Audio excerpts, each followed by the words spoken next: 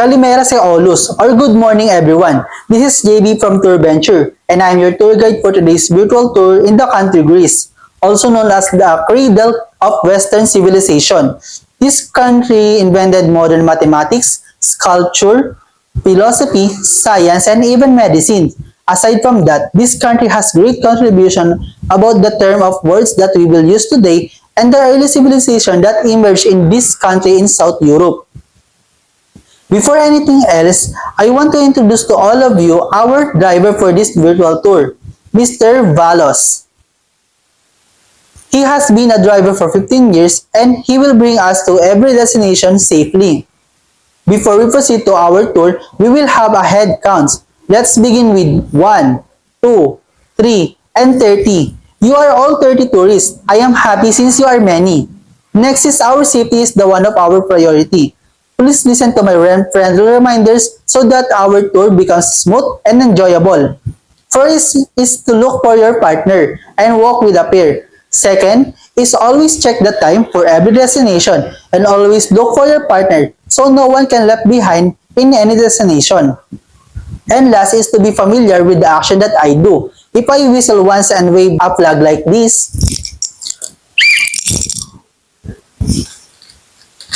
meaning we need to go back to the bus to proceed to the next destination. And if I wave this flag like this, meaning I will share some trivia and facts about the country that we are traveling. I can see to the faces of all of you that you are excited. So let's begin our tour right now.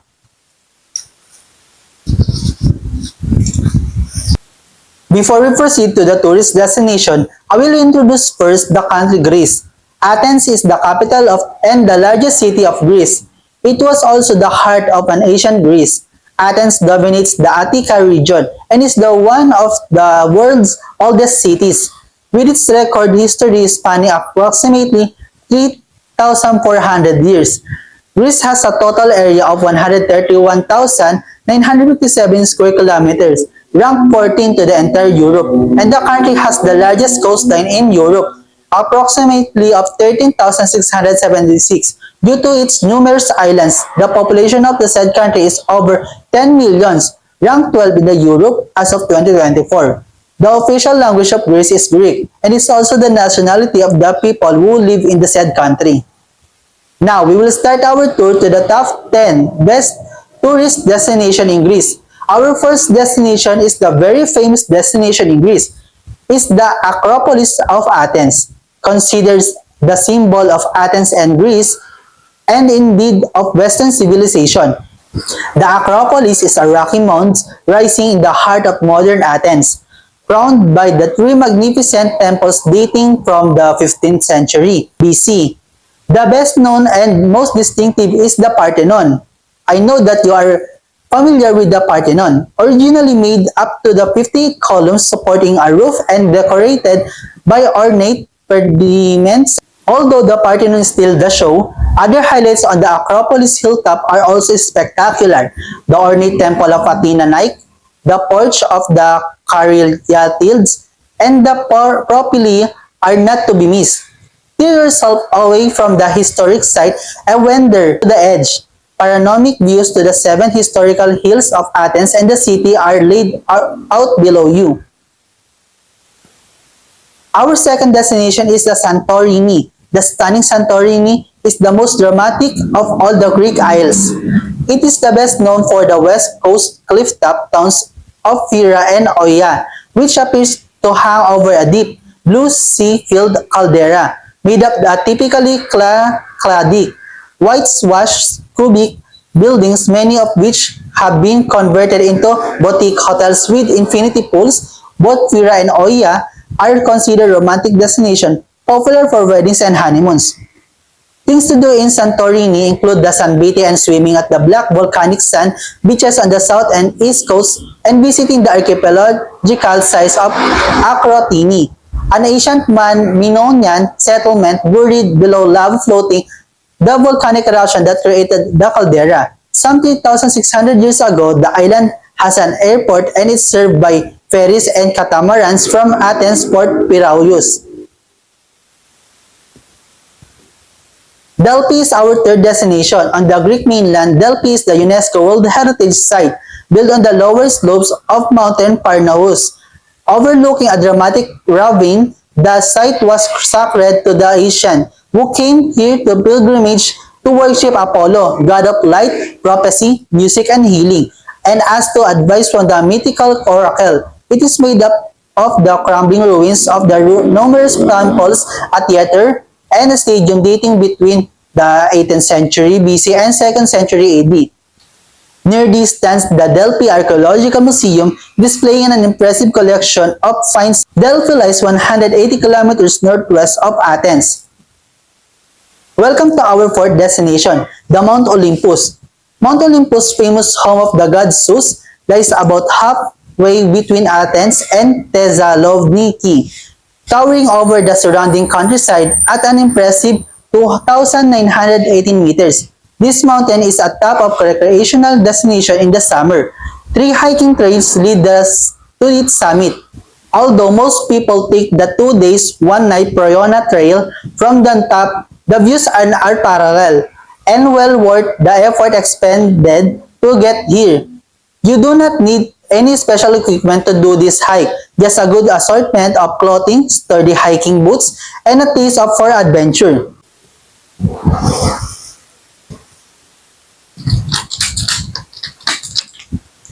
Facts about Greece. Speaking of Mount Olympus, in Greek mythology, Mount Olympus was the home of the 12 gods and goddesses, and the site of the throne of Zeus, the chief deity, the highest mountain peak in Greece. It reaches 9,570 feet, or 2,917 meters above sea level. It is the part of the broader Olympus mountain mass near the Thermic Gulf on the Aegean Sea.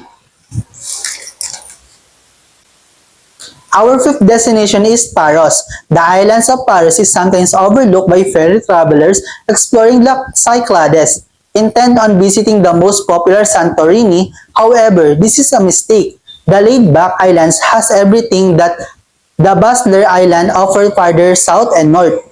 The same whitewashed towns perched on the waterfront with patios full of laughing and smiling patrons are what you'll find here.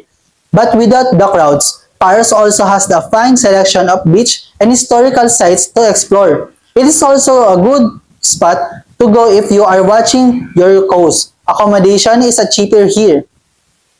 Meteora Monasteries is our sixth destination. One of the most unusual things to see in Greece has been the Thessaly Plain, where bizarre rocky outcrops are capped by the centuries-old monasteries of Meteora. On the UNESCO World Heritage List, 6 of the monasteries are open to the public. You need to climb up several flights on stone steps carved into the rocks to reach each monastery. And inside, you'll find flickering candles, religious icons, Byzantine frescoes, and burning incense. The seventh destination on our list is Corfu, one of Greece's top tourist destinations. Corfu sites in the Ionian Sea off the west coast of the mainland. The capital, Corfu town, is a UNESCO World Heritage Site. Thanks to its elegant Italianate architecture, it was ruled by the Venetians for several centuries. Explore its romantic pedestrians-only streets to discover 2 16th century fortresses and the arcaded Liston. Lined by old-fashioned cafes, away from the main town, the island is lushy beautiful, with rugged limestone rocks tumbling into the sea in its north and wealthy green hills in its south. The most popular beach area is Paleokrastritsa on the west coast, about 25 kilometers from Corfu town. Here you will find a collection of deep, curving bays sheltering sand and pebbles beaches stretching into a clear blue sea. Corfu is served by an airport and ferries from Igoumenitsa and Patras on the Greek mainland. In summer, ferry sailing from Ancona and Venice also stop here. Facts about Greece. The name Marathon comes from the legend of Pheidippides, a Greek messenger. The legend states that he was sent from the battlefield of Marathon to Athens to announce that the Persians had been defeated in the battles of Marathons, in which he had just fought. which took place in August or September 490 BC. Another thing is that the Olympic Games originated in Greece. Events at the Greek Olympics include wrestling, boxing, long jump, javelin, discus, and chariot racing. But those taking part in the wrestling event had to be the tough, as there was hardly any rules and they had to compete naked.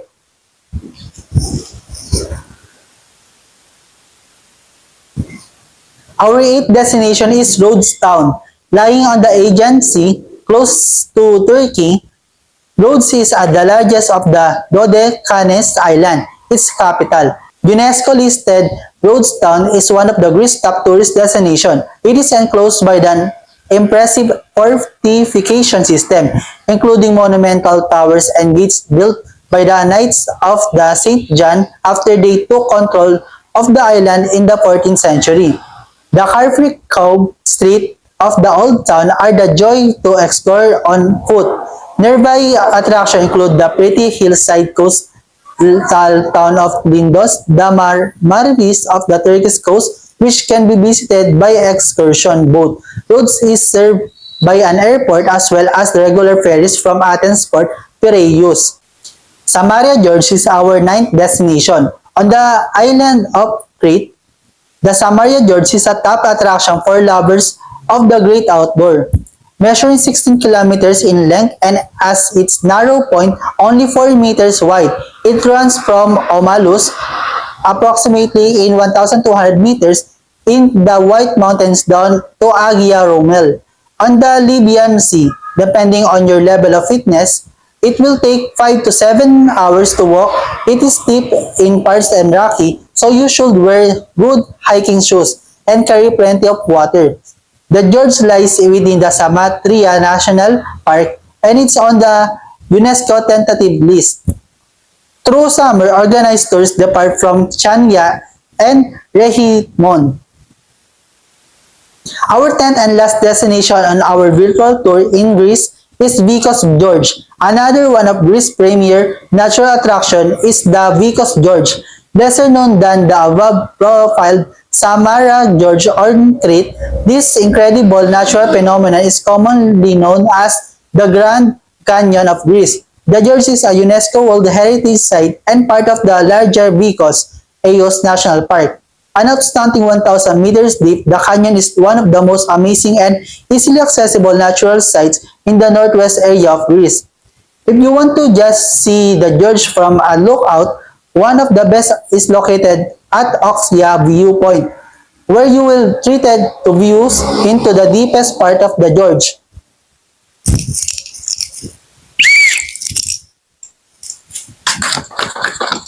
Please pack your things, tourists, and back to the bus, and we will go home.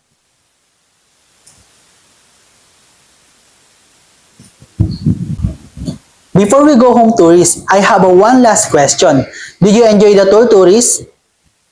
The smile on everyone's faces tells me the answer. I hope to see all of you again. It's a wonderful and fantastic day for me to be your tour guide for today's virtual tour. Once again, this is your tour guide JB. On behalf of the tour venture, we wish you a safe trip.